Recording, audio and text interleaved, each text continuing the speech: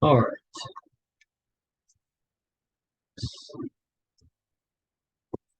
My name is Thomas Clark, and I did my ecologist project on Sylvia Earle.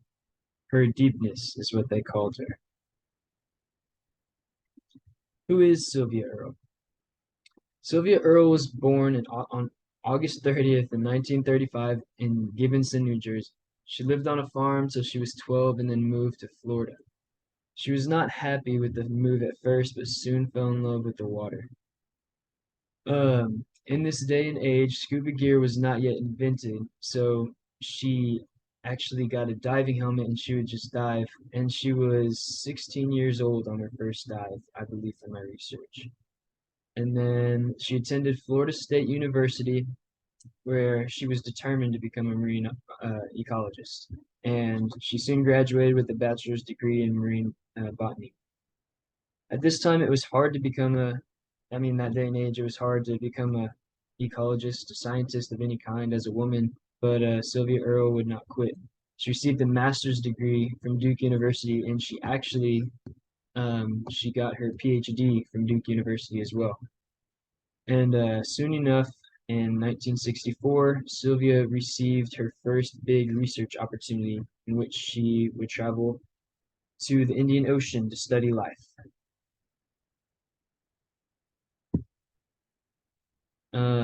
Voyages she went on. She had a couple different voyages.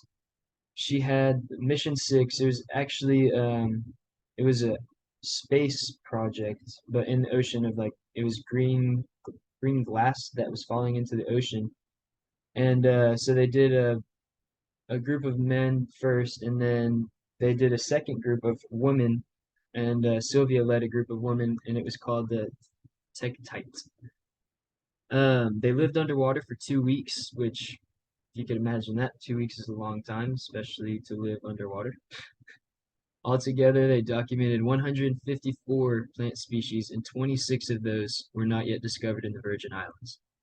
And then in 1979, Sylvia Earle set a world record for untethered diving, which is pretty crazy, very risky.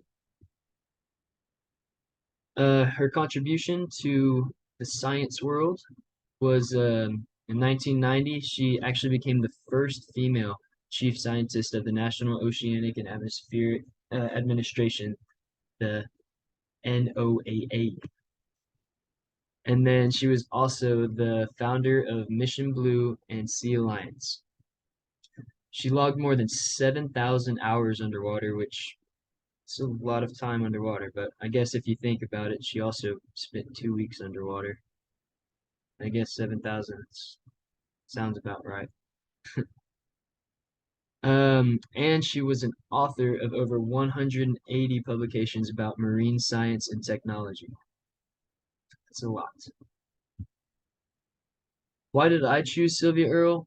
So, personally, for me, I grew up close on the Texas coast. I was about an hour away. So, me and my brother did a lot of fishing. We still do a lot of fishing. But Um, so we fell in love with it, and we just love going out there, especially early morning fishing, watching the sunrise, and we just fell in love with the ocean really. And I care so much personally about the ocean and everything, like all the species and stuff, all the fish, the trout, the redfish.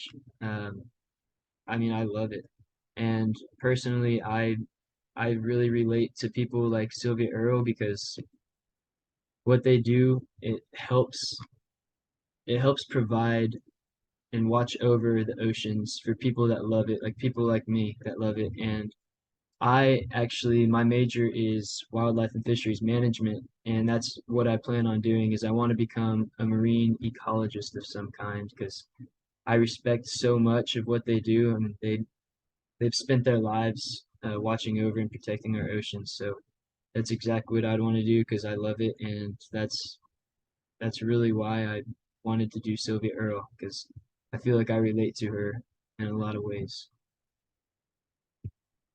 And then this is all the information, all the facts that I got, the websites for that. And then these are my picture sources for all the pictures I used throughout the slideshow. I see here, stop share. Okay.